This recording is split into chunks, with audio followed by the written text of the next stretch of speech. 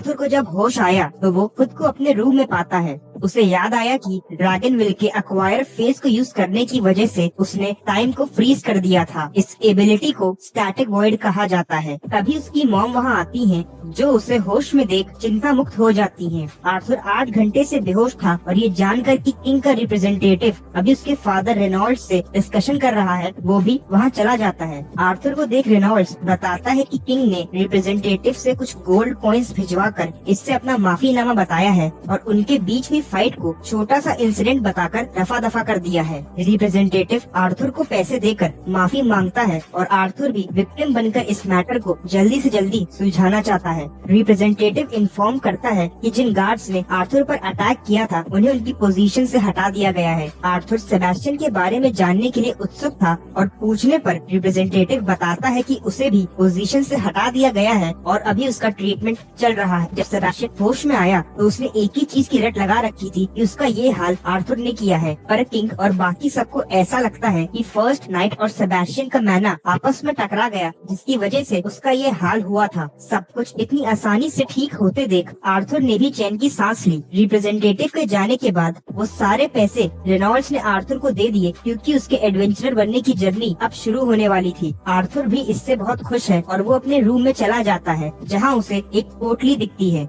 इस पोटली में वो सारे आइटम्स हैं जो आर्थर ने विंसेंट से मंगवाए थे। आर्थर सोच रहा है कि फाइनली अब वो अपनी आइडेंटिटी छुपाकर अपनी पावर्स का पूरा यूज कर पाएगा। अगले दिन एक कैफे में आर्थर की फैमिली और ट्विन हॉर्न्स ब्रेकफास्ट कर रहे होते हैं। तभी रेनॉल्ड्स पूछता है कि उनमें से कौन आर्थर के साथ उसके मिशंस पर जाना चाहेगा। डर्डल आर्थर के साथ जाने को तैयार हो जाता है। जैस्मिन इंटरफेयर करती है क्योंकि वो आर्थर के साथ जाना चाहती थी। सबकी रजामंदी से जैस्मिन का आर्थर के साथ जाना तय हो जाता है। शाम को घर वापस आने पर ऑक्शन हाउस जाना चाहता है क्योंकि अभी भी उसके पास स्वॉर्ड नहीं है। लास्ट टाइम वो स्वॉर्ड नहीं ले पाया था और इसीलिए वो रेनॉल्ड्स के साथ ऑक्शन हाउस चला जाता है। विंसेंट फैमिली उसे स्वस्थ देख बहुत खुश है। विंसेंट उसे ऑक्शन हाउस के शानदार वेपन रूम में ले जाता है, जहां हर तरह के वेपन्स उपलब्ध है। ये सब देख आर्थर की आंखें चौंधिया जाती हैं और वो अलग अलग तरह की स्वॉर्ड्स को ट्राई करने लगता है। इतने सारे वेपन्स होने के बावजूद उसे कोई भी स्वॉर्ड पसंद नहीं आ रही थी। पर एक मिनट, सिल्वी कहाँ जा रही है? आर्थर स्वॉर्ड छोड़ कोई और वेपन लेने की सोच रहा था कि तभी सिल्वी को कुछ मिला। वो एक लकड़ी के बॉक्स को खींचकर बाहर लाती है, जिसे उठाने पर आर्थर को ऐसा लगा जैसे उसने स्वॉर्ड पकड़ी हो। आर्थर उसे खोलने की कोशिश करता है, पर वो बॉक्स को खोल नहीं पा रहा था। उसे लगा कि शायद मैना यूज करके वो बॉक्स को खोल पाएगा, तो वो ट्राई करता है, पर इस बार भी वो नाकाम हो जाता है। उसे कुछ समझ नहीं आ रहा था। तभी उसका ध्यान अपने ड्रैगन फेदर पर जाता है। वो अपनी ड्रैगन विल को एक्टिवेट कर एक और बार कोशिश करता है। तभी कुछ खुलने की आवाज आई। हम देखते हैं कि उस बॉक्स में से एक बहुत ही चमकदार क्रिस्टल क्लियर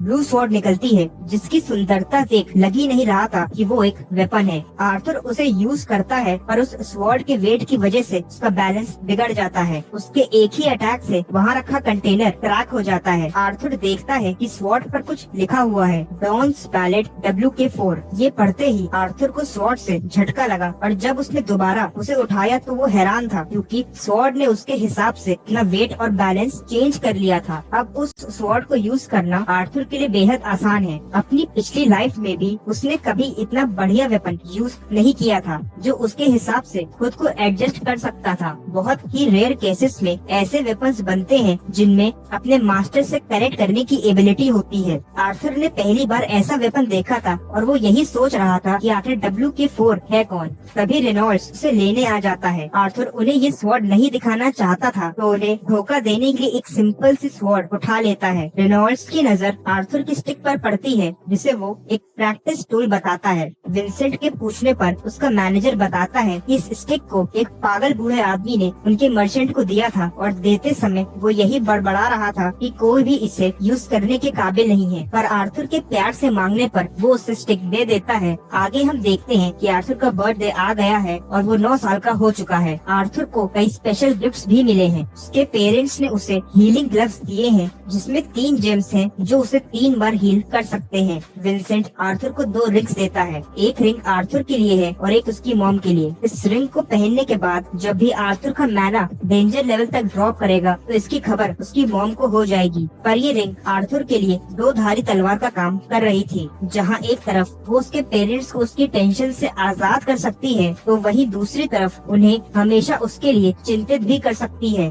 सेलिब्रेशंस ओवर हुई और आर्थर सोच रहा है कि अब उसके पास एक फैमिली और ऐसे लोग हैं जो उसे बहुत प्यार करते हैं। वो उन्हें प्रोटेक्ट करना चाहता है, जिसके लिए उसे पावरफुल बनना होगा। अगले दिन फाइनली आर्थर का घर से जाने का समय आ चुका था। घर के बाहर जैस्मिन वेट कर रही थी और हम देखते हैं कि आर्थर के एडवेंचरर बनने का सफर शुरू हो चुका है।